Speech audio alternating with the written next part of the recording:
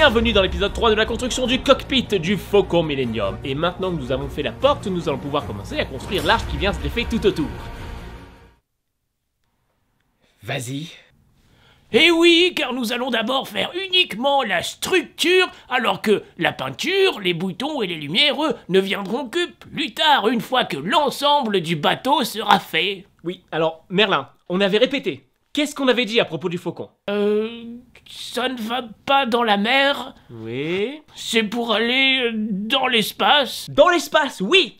Bon, après, ça c'est dans le film, hein. Nous, c'est juste un décor. Mais tu as raison, effectivement, ça représente un vaisseau qui va dans l'espace. Oui, c'est ça, aux confins de l'univers. Oui, c'est ça, oui. Et donc on appelle ça un bateau.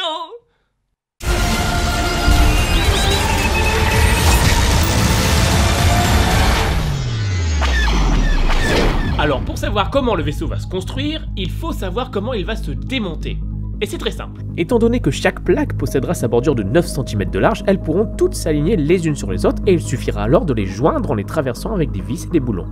Donc j'ai commencé par la pièce du haut où j'ai découpé la forme dans des vieilles planches de parquet que j'ai récupérées en bas d'un immeuble, vous savez, là où il y a les encombrants avec tous les vieux meubles, les bouts de bois et les cartons. Parce qu'il y en avait une bonne quarantaine et qu'elles étaient encore en très bon état. Donc pendant que les gens normaux ont pour projet de se fabriquer un nouveau parquet pour avoir un beau salon et regarder la télévision, moi je récupère les vieilles planches pour fabriquer un vaisseau spatial.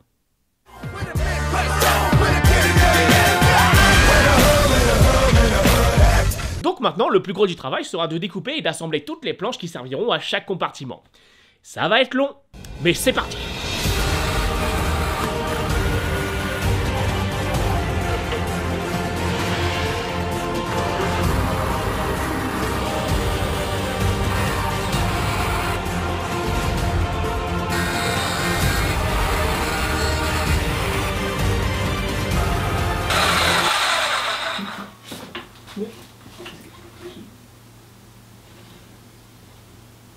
Oh!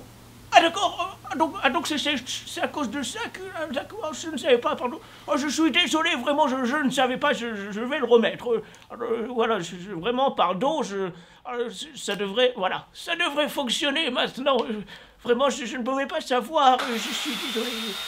C'est vraiment étonnant, toutes ces technologies. Vous voyez, le plus chiant, c'est de faire des traits en biais là, comme ça. Parce qu'il faut d'abord tracer le trait à l'envers et venir incliner la scie circulaire par en dessous. C'est ce qui prend le plus de temps à régler et ça me casse les... Ça m'enquiquine.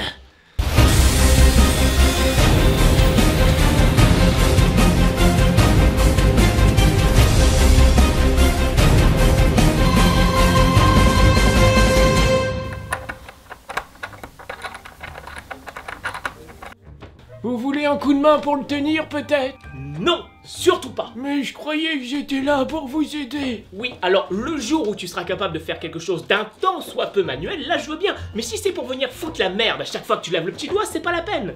Et puis, je suis là pour vous aider, c'est quand même un petit peu exagéré parce que c'est toi qui t'es ramené ici au final pour rien foutre.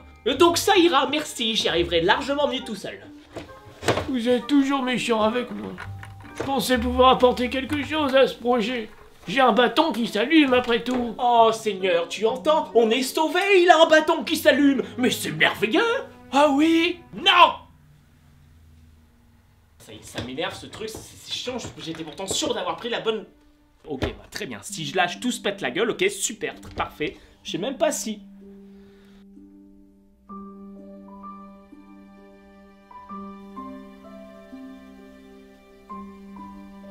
Ouais.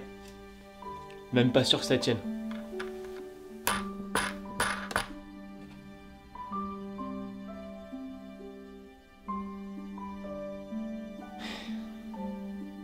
Merci.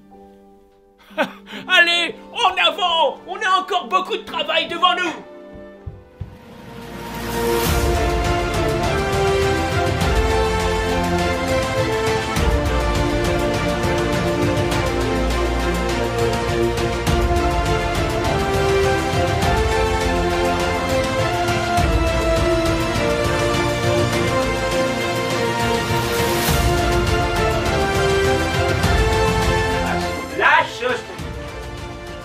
Et c'est ainsi que Johan et Merlin combinèrent leurs forces pour créer ensemble les 23 planches qui forment les 5 premiers morceaux de l'arche du cockpit. Les planches en double qui servent de raccord pour joindre les deux morceaux sont percées par un trou de 10 mm pour y insérer les écrous. Ainsi, avec un simple serrage à la main, Johan et Merlin peuvent aisément monter et démonter leur construction à l'infini. Les deux morceaux sur les côtés demandent une attention particulière que je vous expliquerai dans un prochain épisode. À l'heure actuelle, là, la forme du vaisseau commence vraiment à ressortir et c'est fort encourageant. Comme vous voyez, là, j'ai mis les plaques sur les deux premiers morceaux, mais par la suite, on va poursuivre sur uniquement la structure. Pour les plaques, on verra après. D'ailleurs, là, je suis en train de prendre conscience de la place que ça va prendre. Et c'est... ça... Pourquoi j'ai toujours des idées comme ça? Ah, mais ce qu'il faudrait, en fait, c'est pouvoir le construire dans un vrai hangar naval. Hé hé. Et oui, Merlin a de bonnes idées aussi, des fois. Dans le prochain épisode, on devrait pouvoir fabriquer toute la partie basse ainsi que les petites bordures qui viennent sur les côtés et qui font comme des sortes de comptoirs. Alors abonnez-vous car je lis tous les commentaires. Et je remercie tous les premiers tipeurs de la chaîne qui ont manifesté leur soutien avec un petit coup de pouce financier. Merci infiniment de m'aider dans mes projets, vous pouvez aussi vous faire pareil, le lien est en description. Merci donc à Didounette, Stitch, Damien, Alex, Guillaume, Kevin et Antoine que je garderai en souvenir juste là, derrière le Faucon Millennium. Et la page Facebook de Falcon Experience qui est toujours là bien sûr pour suivre le projet et que vous pouvez liker à la vitesse lumière. Il reste des planches de sapin. Est-ce que je vais les ranger dans la remise avec les planches de même longueur et de même catégorie? Alors ça oui, alors là je suis d'accord. Ça c'est une super initiative Merlin. Oh mais je vous en prie, c'est un plaisir. Vous savez, il suffit d'être attentif parfois et on finit par comprendre. Eh ben, parfois il est un peu con, mais comme quoi, quand on laisse la possibilité aux gens de s'exprimer et de leur donner leur chance de prouver qu'ils sont... Regardez ce que j'ai trouvé! Une voile! On pourrait s'en servir pour faire avancer le bateau!